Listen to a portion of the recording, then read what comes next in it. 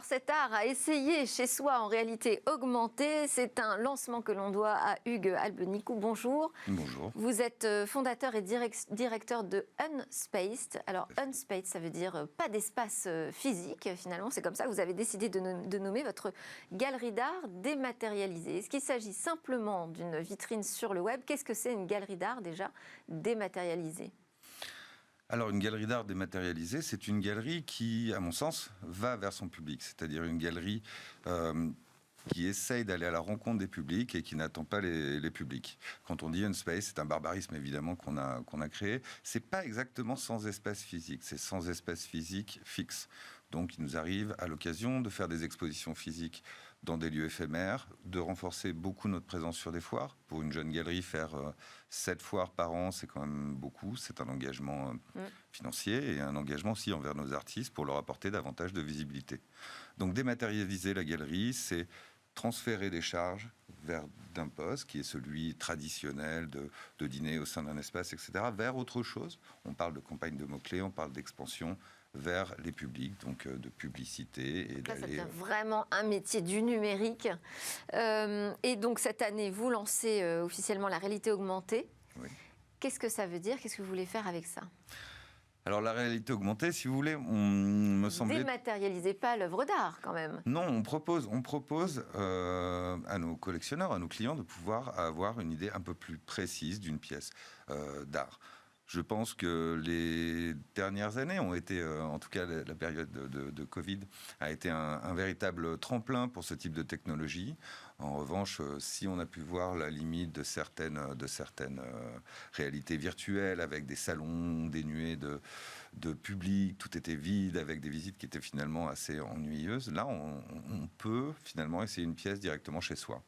Souvent, un collectionneur nous demande... Donc ça veut dire concrètement, on va sur un site internet, oui. On choisit une œuvre d'art. Tout à fait. Et ensuite? Alors, à partir de votre téléphone, c'est important, vous pouvez, en scannant le sol, révéler l'œuvre d'art. Donc, elle apparaît à l'échelle 1, à l'endroit où vous l'avez placée. Vous pouvez donc ensuite la déplacer. On la voit déplacer. apparaître en 3D, en fait, Exactement. dans l'environnement de notre choix. Tout à fait. Donc, ça peut être dans le salon, par exemple, pour voir si une toile se marierait bien avec son environnement. Tout à fait.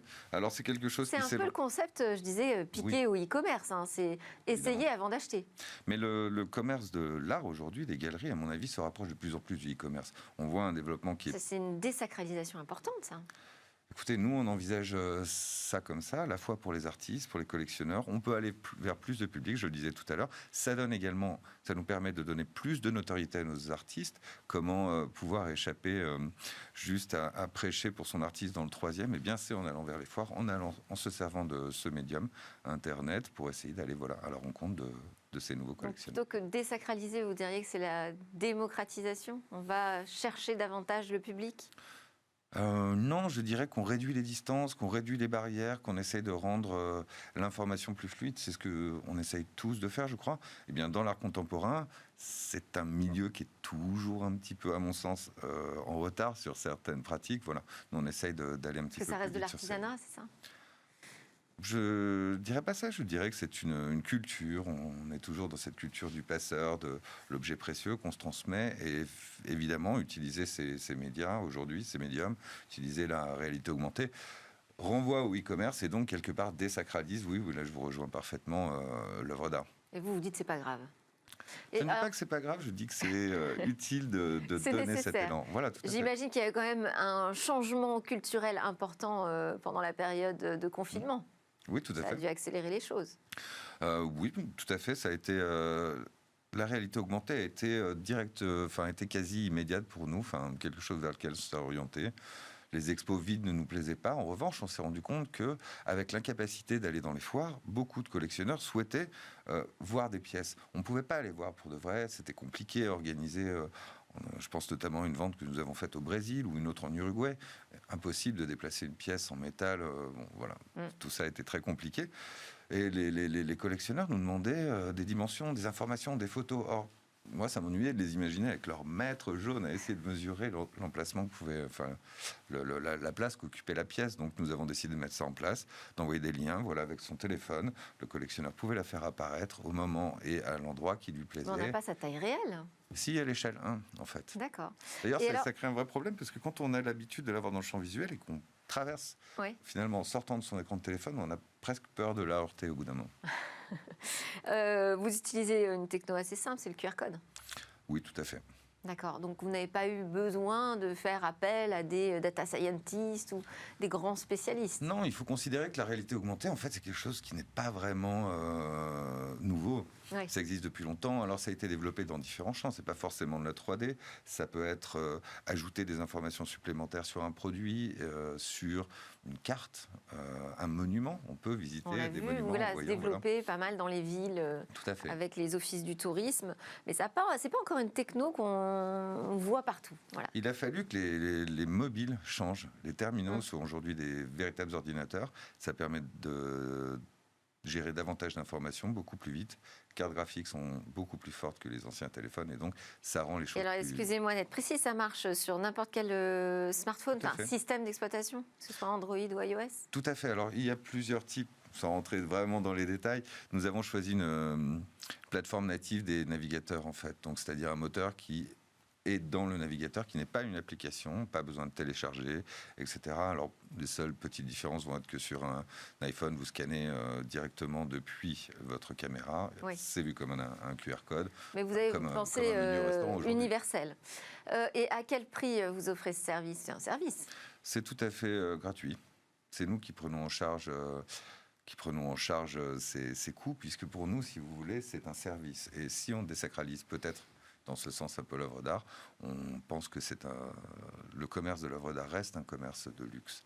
Et nous devons avoir un service adapté. Aujourd'hui, il y a cette technologie que vous êtes en train de lancer. Enfin, cette technologie, vous ne la lancez pas, c'est ce service plutôt que vous proposez aux collectionneurs, aux acheteurs et aux artistes finalement, parce que c'est une façon de les mettre en avant. Comment vous voyez les choses évoluer? Est-ce que vous avez déjà des perspectives d'évolution sur cette année? Alors, des perspectives d'évolution vis-à-vis de développement de la réalité augmentée. Oui, on va essayer de commencer à travailler directement avec les artistes sur la création, donc en mettant en place un accès à notre modeleur 3D qui, lui, se trouve au Brésil et qui permettra de façonner des pièces. On peut imaginer assez vite les champs de production qui peuvent s'améliorer. Disons que la situation va s'arranger, mais on a appris à travailler autrement. Oui. Donc un artiste pourrait produire une pièce via cette technologie, l'exporter à un centre de production qui pourra travailler autour et pouvoir la réaliser. Donc ça, ce sont des extensions auxquelles on réfléchit, également des expositions dans lesquelles on n'aurait finalement pas grand-chose, peut-être un jour créer un stand de foire vide, ça m'amuserait beaucoup, et où on pourrait révéler les choses de cette façon. Un autre concept artistique. Aujourd'hui, on trouve combien d'œuvres accessibles en réalité augmentée? Alors, sur la plateforme d'Unspace, nous, on a utilisé le parti pris de ne mettre en avant que la 3D, puisque les rendus 2D sont en général... je trouve pas forcément adapté et difficile de l'avoir exactement au mur, il faut une mire. Donc on a travaillé sur des sculptures. Aujourd'hui, ça représente 70% de notre catalogue d'œuvres en 3D. On va continuer de l'étendre au fur et à mesure. Et vous avez vu un effet immédiat ou rapide sur l'activité de la galerie? Alors, la galerie progresse et n'a pas été gênée trop à cause du Covid, pour la simple et bonne raison que nous faisons déjà notre commerce sans espace. Donc ça n'a pas été en soi un véritable changement. En revanche, oui, l'accélération dans la prise de décision se sent, dans le sens où on peut essayer, vous pouvez essayer chez vous une œuvre ce soir. Si vous n'êtes pas convaincu, demandez à votre ami, votre mari, vos enfants ce qu'ils en pensent. Et une fois que tout le monde est d'accord, validez l'achat, oui. Très bien, merci beaucoup. Merci Hugues Albenicou de nous avoir fait découvrir donc, ce nouveau concept d'essayer l'art chez soi en réalité augmentée. Je rappelle que vous êtes fondateur et directeur d'Unspace. C'est l'heure de notre talk veille du 14 juillet. On va parler de la lutte anti-drone.